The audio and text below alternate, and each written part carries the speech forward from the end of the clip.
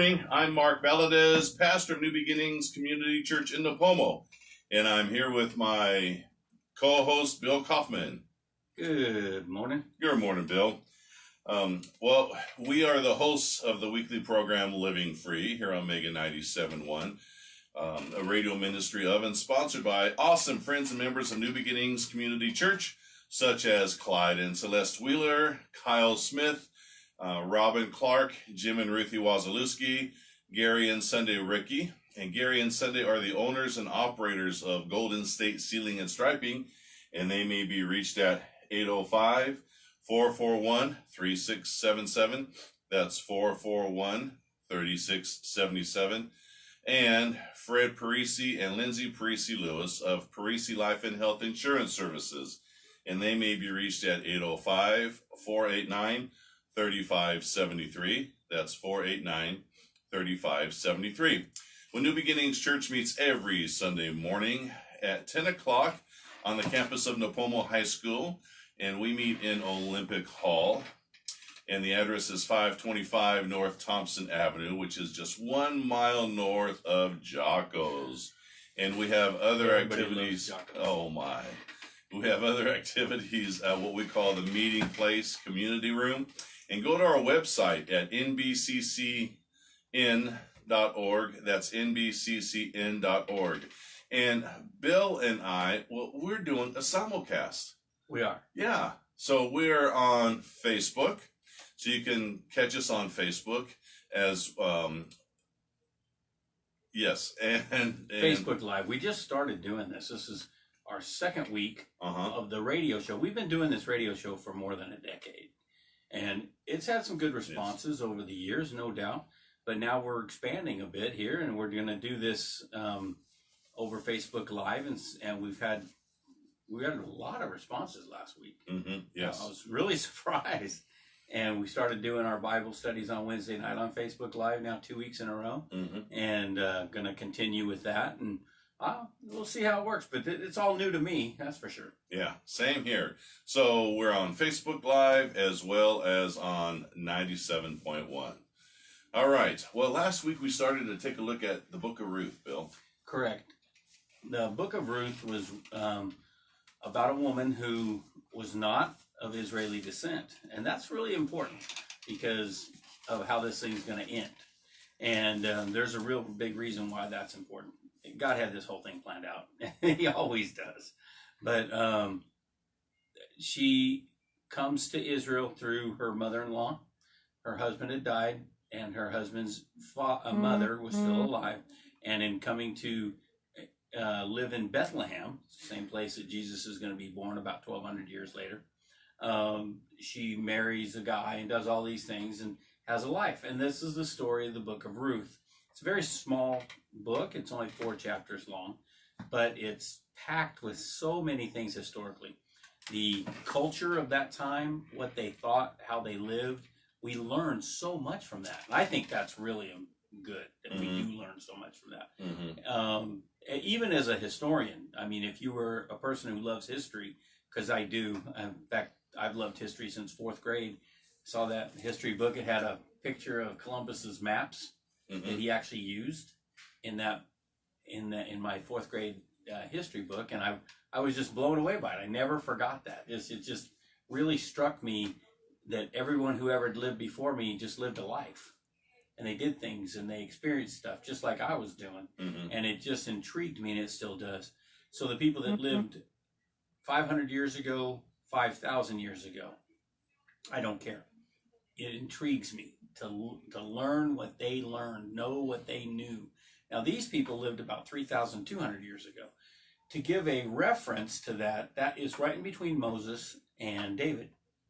Moses lived 1,500 years before, Christ. Before Christ. And David lived 1,000 years before Christ. And so those two dates, right in between them in the 1200s, right in the dead set in the middle of them, is this story of Ruth.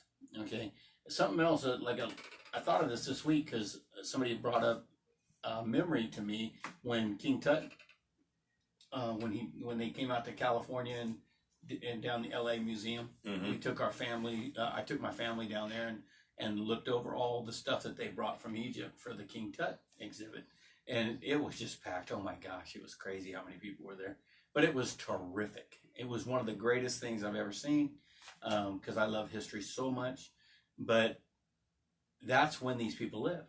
King Tut lived in the 1200s. So I hadn't thought about that. yeah, he lived the same time as King. These people are alive the same time King Tut was alive. Of course, King Tut died by I think 19 years of age. So he didn't have a long life. these people had quite a much longer life.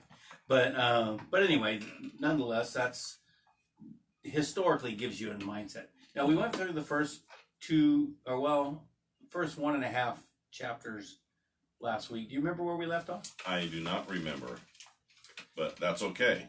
I think we were about halfway through the second chapter, and just to give a brief overview, Naomi and her husband Elimelech and their 2 sons Chilion and Mahlon decide that, hey, the famine's really great in Israel. We're going to go over to Moab and we're going to make some money.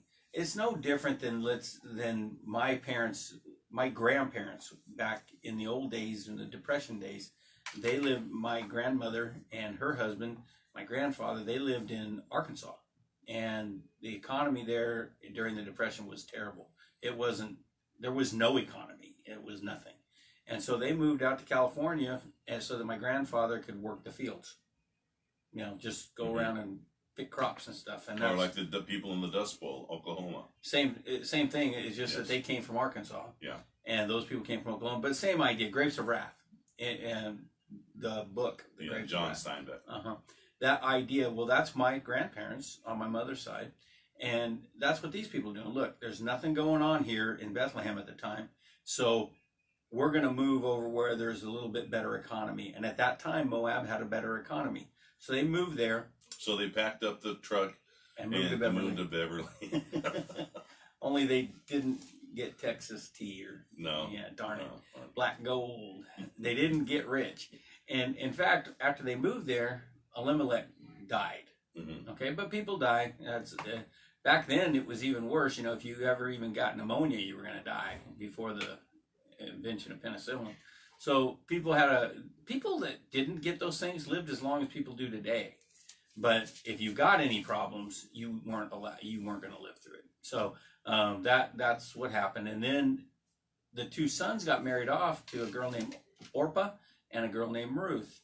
And Orpah and Ruth survived, but both the sons died. Now, you got to understand, back in those days, people ask me all the time, how come people in the Bible have more than one wife? Well, there was about 3 times as many women running around as men, for one thing. And part of that reason was because of war. Every year, these people would go to war in the springtime. Winter was cold, people went home. Springtime came, we're going to go out and we're going to start a war with our neighboring city-state. I don't know. This is just what happened. I'm not condoning it. I don't think God condoned it. It's just the behavior of the people at that time. Well, if you go to war, there's a possibility you're not coming back because you're fighting each other hand to hand, okay, with swords. And that's what, it doesn't tell us that, but I mean, the fact that the men died is not all that surprising in that culture in that time. So they're gone, and they, Naomi hears that there's no longer a famine back in Israel, back in Bethlehem. So she's going to move back. And when she moves back to Bethlehem, both of her daughters-in-law, as a tribute to her, undoubtedly she must have been some kind of an amazing woman, decide they want to go with her. And they do go with her. And when they, on the way, she has a change of heart. And she says, hey, I don't think this is a good idea. I think you might want to go home to your own families and have kids and, have a good life. Well, Orpah actually says, yeah, that's probably a good idea. And she does. But then Ruth says, no, I'm going to go with you. Your people are going to be my people. Your God is going to be my God. That's a big statement. That is a huge statement, but she meant it. And so she goes there and she lives amongst the Israelites now. And she's now back in the city of Bethlehem. And she's going out and doing what was their welfare state, because these 2 girls don't have any money. and they're going to do the welfare state type situation, and that is called gleaning. And so she's out gleaning behind the people that are harvesting the barley, and they have to, by the law, law of Moses was written a couple hundred years before this. The law of Moses says that the person edges of the field. Yeah, go ahead. Yeah, that they could not harvest the edges of the field, that they had to leave that for the poor people, for the widows, so that they can go ahead and glean from the land that what was left over. Right, and so the people, once again, it was their welfare state. Yes. If you couldn't make a living doing anything else, at least you weren't going to starve, because you could go out and get barley and wheat or anything else that was harvested, and you got a portion of it. Even though you didn't raise it, you didn't, cultivate it, you didn't do anything for it, you got to partake in some of its benefits. And that was God's way of taking care of the poor. Mm-hmm. Well, Ruth is going and doing that, and she does it in Boaz's place. She's probably going to do it in more than one, because there's quite a few gleaners, and you're not going to get enough from one operation probably for all the gleaners. So she's probably going to plan on working at quite a few places. Mm-hmm. However, when Boaz sees her, he tells her, don't go to any other place, just glean in my field. And he even tells his people, I think we're getting to this point, and we'll start reading about here. He tells his workers, hey, drop some stuff in front of her. Go ahead and pick it, harvest it, but then just kind of leave it for her. So there's no way she didn't notice that. She knew what was going on. She's like, I don't know why you're doing this, but thank you very much. And she actually got more than she ever would just simply gleaning. And it's because of the favor that Boaz basically liked the girl. It's no more complicated than that. Mm-hmm. He saw the girl, he liked the girl, but there's a lot of complications here in this relationship, and so he doesn't pursue the relationship as a relationship, but he says, hey, I'm going to take care of you. I want you to glean in my field. And then he once again told, and he even said this, because this is the time of the judges. People were not nice. And he said, I've instructed the men to not treat you roughly. Now, he's the big boss. I mean, mm-hmm. He can come down on somebody, he can fire people, he can make your life probably not do too good, or he can make your life nice. So he's making sure, hey, I want anybody doing anything bad to Ruth. Got it? And they're like, okay, well, the boss says I can't even talk to her. Okay, I'll leave her alone. So, that's where we're at in the story. Yes. All right. So it says, Ruth gathered barley there all day, and when she beat out the grain that evening, it filled an entire basket. She carried it back into town and showed it to her mother-in-law. Ruth also gave her the roasted grain that was left over from her meal. Where did you gather all this grain today? Naomi asked. Where did you work? May the Lord bless the one who helped you. So Ruth told her mother-in-law about the man in whose field she had worked. She said, the man I worked with today is named Boaz. May the Lord bless him, Naomi told her daughter-in-law. He is showing his kindness to us as well as to your dead husband. That man is one of our closest relatives, one of our family redeemers. Then Ruth said, what's more, Boaz even told me to come back and stay with his harvesters until the entire harvest is completed. Good, Naomi explained. Do as he said, my daughter. Stay with his young women right through the whole harvest. You might be harassed in other fields, but you'll be safe with him. See, now they know that. This isn't the time where it talks about this in the Book of Judges. This is the time of the judges, and they are not nice. Mm-hmm. They have one woman that got terribly abused, and it started a civil war. I mean, terribly abused, mm-hmm. and by people from Israel. And God does not put up with this at all. These people get severely punished for doing what they did. But they were doing these things because it says that every man was doing what was right in his own eyes. Right. In other words, they had the Bible, and I'm sure a lot of people did what was right in God's sight. I mean, that's not a statement that every single human being. It's just that as a culture, they weren't listening to the Word of God. They were doing their own thing, which is exactly what we're doing today, mm-hmm. by the way. And but everybody is doing what's right in their own eyes, and that they know that. Naomi knows that. Boaz knows that. Yeah. And he's like, nah, you stay with my people, and I'm going to make sure nobody harasses you. And then Naomi says the same thing. This is really something. And she says something even more important. She says, he's one of our close relatives, a kinsman redeemer. Mark, can you explain a kinsman redeemer at all to us? Well, the kinsman redeemer was that if there was, so like Ruth lost her husband who was of Bethlehem. So then they came back to Bethlehem, and that there would be a relative, like the closest relative, whether it's a brother or you get as close as you can, and then that man would marry that woman and would have children with that woman to go ahead and carry on not his name, but the man who died's name. Yeah, so people were given an inheritance in the days of Moses. So your family was given some land. And that's good because then you produce and work hard on your own land. Mm-hmm. And so that was what was going on. But you could actually lease your land. You couldn't sell it. Technically, it was called sales, but you couldn't really do that because every 50 years, the person that bought it had to give it back. So approaching 50 years probably wasn't all that valuable, right? Because I got to give it back. But that was what was going on at this time. And the kinsman redeemer was the one that could redeem your property you sold that was rightfully your family's if you had a family. Well, here's the problem. Mahlon didn't have any children. That was her husband and Ruth's husband. And they didn't have any children. So he doesn't have a family line.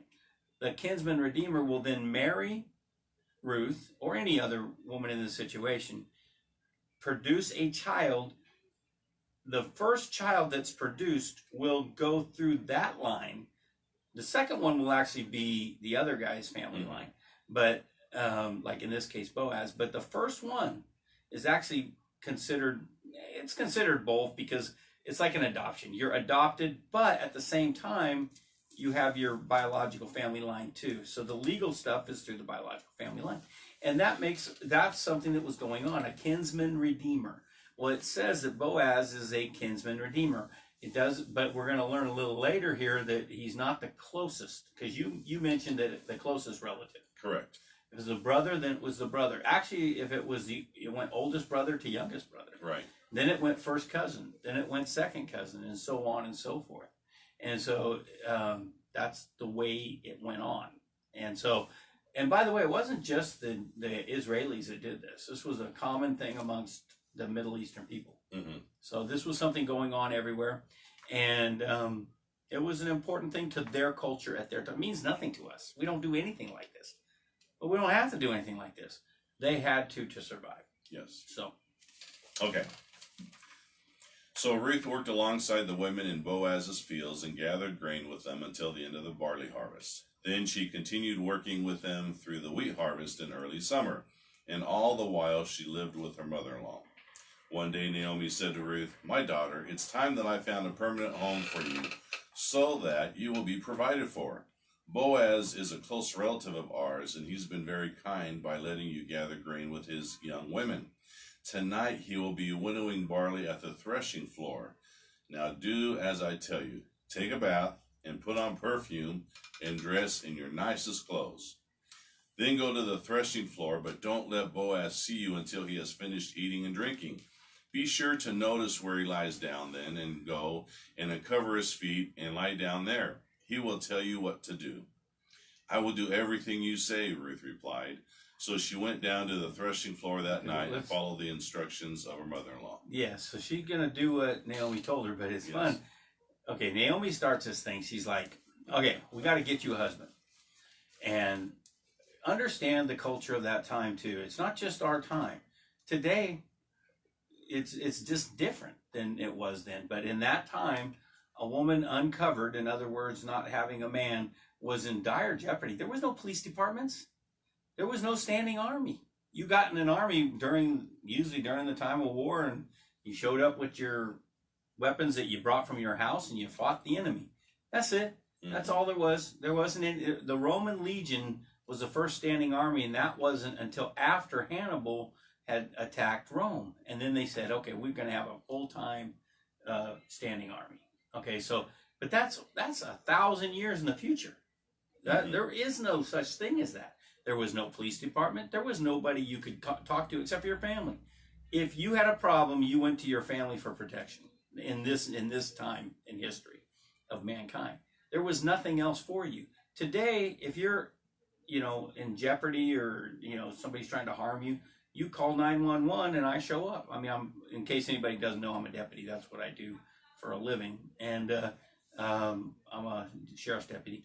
And that's what happens. If you get in trouble, you call 911 and they send guys in my uniform to show up and help you. There was nothing like that back then. So you had to have a family. And the stronger the family, the better off, because there was marauders. There was people, there was 50 men on horseback that were taking everybody's stuff. If you didn't have an army to stop them, they took your stuff. Mm-hmm. We're going to talk about, though, where they're on the threshing floor. I don't want to give away the story, but Boaz is going to be sleeping on the threshing floor. That's why she's going there. And why is he sleeping there? Because if him and his men do not stand guard on that place, people are going to come and steal his barley. Mm-hmm. It's that simple. No more complicated than that. If he doesn't keep an eye on it, somebody's going to steal it. And there was no Joe Friday to come and investigate that crime. Mm-hmm. And no Bill Gannon either? No, none of that stuff. Mm-hmm. So we don't have, you have to do it yourself. And that's why it was important for a woman, especially a beautiful young woman like Ruth. And remember what he's even said it, and Naomi said it. We're not going to let anybody abuse you. Well, there was people that would do it. Mankind is not, the Bible doesn't paint mankind as this perfect, wonderful, pure as a wind-driven snow type situation. Right. It's interesting. I've had people tell me that they don't believe in God or the Bible because the Bible it's like a fairy tale. And I said, well, what are you talking about? Because I've heard this more than once. In fact, multiple times. Well, the Bible tells everybody to be good to everybody, but people aren't good to each other. Yeah, it does tell people to be good to each other, but it also says they're not. Right. So let me get this straight. You don't believe in God or his word because he told you that people aren't nice to each other, even though they should be. And you don't want to believe in him because people aren't nice to each other, even though they should be. Yes. Huh. But that's exactly what the Bible tells you. You should expect that. Mm-hmm. If you looked around and everybody was nice to everybody and there was no problems in the world and nobody hated each other, then the Bible wouldn't actually be accurate, because it says that these things are horrible and sinful, but we do them to each other. Mm-hmm. And that was the day that they lived just like today. And he's going to be her protector, though, is what it says. Now, but beyond that, I think now that's the kinsman redeemer thing. She says, I got to get you married off. He's a close kinsman redeemer, so let's send you to Boaz. Okay, Naomi is not young. She's already lived her life. She's been that young girl that giggled when the handsome boy walked by. Mm-hmm. She's already been that person. I tell all my kids and everyone else, all old people like Mark and I, we were all young once, every one of us. And let me tell you, young has a certain flair to it that you just don't have when you're older. It just does. And that's okay, because everybody that's old used to be young. And we all had that little fling thing that would just make your head spin. And that's what Naomi remembered and said, Ruth, you're a pretty girl. And Boaz clearly is interested in you, and he's a kinsman redeemer. So why don't you get dressed up nice and put on some nice perfume? I read some commentaries about this one. Mm-hmm. Have you ever read any commentary on this? No, it's been a while. I think it's crazy. I think it's foolishness. There's people, I didn't even read one that I thought was even accurate, because they weren't human. They're like, well, and this wasn't a situation where she was trying to, Naomi wasn't telling her to look sexy or anything, but only so that he would know that they were close kinsmen and all. I'm like, no. Naomi said, hey, you know what? Take a nice bath, wear some nice clothes, like a first date. Mm-hmm. And want some nice perfume. Nice perfume. First date stuff. A friend of my wife's years ago, and if she's watching, she'll know my story and about her, because she came home one time. I mean, we get along just fine. She's a wonderful woman. She's married to a great guy right now. But she did come home and say, from a trip, and say, hey, I met this really great guy. And I said, oh, tell me about him or whatever. You know, it's just conversation. I don't remember exactly how it went, but I remember this part. She goes, we met for breakfast because they did trade shows and worked at night. And he met her for breakfast, and he didn't brush his hair. He was wearing sweats. And she said, that was great. I said, well, what was great about that? She goes, he wasn't putting on any pretenses. You know, and I'm like, no, that was his best foot forward. That's all downhill from here. Usually a person on their first, and by the way, it was all downhill from there. But usually a person on their first date is going to really try and impress the other person. Right. You don't put all these online dating. That happened after Mark and I were married. You know, what year did you marry Becky? 1981. See, and I married Barbara also in the 80s, but 1988. And so we've been married a lot longer than this eharmony.com type stuff. But on those things, people certainly don't put their worst foot forward. Mm-hmm. Yeah, I don't have a job. I live at my mom's house on the couch. I'm 52 years old. I'm 5'3". I weigh 300 pounds, and I went bald at 22. You know, they don't do that, even if those things are all true. Mm-hmm. They're going to try and couch it at least in some way that sounds a little better than that, I'm sure. And why? Because that's what humans do. Well, that's what Ruth's doing, putting her best foot forward. And she goes and says, find out where he's lying down. And by the way, that's important because Boaz is a rich guy. There's a whole bunch of people working for him. Right. So they're all there guarding the grain. This barley grain is very valuable, and they're guarding it. There's a lot of guys there, not just him. And so I don't think it's really necessary. I just think it's an interesting part. Naomi says, make sure you pay attention to where Boaz lays down at this while they're working tonight, and don't get it mixed up with anybody else. Yeah. And oh, by the way, can you explain what they were doing at that where they were at? The grain. Oh, okay. So yeah, so they were doing the grain, and I'm sorry, Bill. I'm not sure what you're getting at. I apologize. I put you on the spot there. I didn't mean to. They were throwing the grain up in the air. They do it in the evening, and even to this day, in the evening in this area of the Middle East, the winds come up in the evening, kind of like Santa Maria. Mm-hmm. Any golfers out there know what I'm talking about. You play golf in the morning in Santa Maria. You play golf in Lompoc or Santa Maria in the afternoon. There's going to be some wind problems, and that's what happened there. And so they would get real windy, and they use that to their benefit. So they would throw the grain up in the air, and all the workers would, and like they would do it on a blanket type thing. Mm-hmm. Throw it in the air, pull the blanket out, and let all the heavy stuff fall to the ground. Which was the good stuff. And then all the other stuff that wasn't any good would just blow away. Right. And that was the chaff. Mm-hmm. The wheat from the chaff, so to speak. And so they would throw up the barley would hit the ground, and the chaff would fly away with the wind. And that's what they were doing. And whenever they were going to do it tomorrow, and they're going to do it the next day, and they're going to do it the next day, because they had a lot of work here to do to get this all right. They wouldn't even just do it once. They'd do it a few times each load. Then they'd load. Then that's all barley, and all the chaff's gone, and so on and so forth. So that's what they're doing there at night. And they're up on a hill where the wind blows right across, and that's what they're doing. Now he goes to sleep beside the all the good barley that they got, and that's where we're at in the story. Right. So, Bill, we got 1 minute left. Oh, goodness. We need to do the rest of this next week. Right. I can't believe we just started this, so now we're looking this way. Normally, we always sat this way, and I could see the clock. I'm sure our audience doesn't feel this way. They probably get bored of us, Mark, but I feel like we've been here 10 minutes. Yeah, I know. It's gone fast. Yeah. So anyway, I hope you're enjoying the Book of Ruth. It's amazing. We got, at least at this pace, we got 2 more weeks of the Book of Ruth. But the end of it, please, this is like that little cliffhanger that when I was a little kid, all the TV shows that were like next week, they'd have a show next week, and then they'd give a little cliffhanger. I remember my dad telling me quite a few times, oh, that's it. That was the last episode of Tarzan. You see, when they shot him and he fell into the lake there, I'm like, yeah, well, he died. I'm like, he did. did not. And my dad's like, yeah, he did. I read it in the paper. You know, and my dad was a joker, and it was good. I had a really good upbringing. But when I was little, he used to say stuff like that to me. Well, here's my cliffhanger.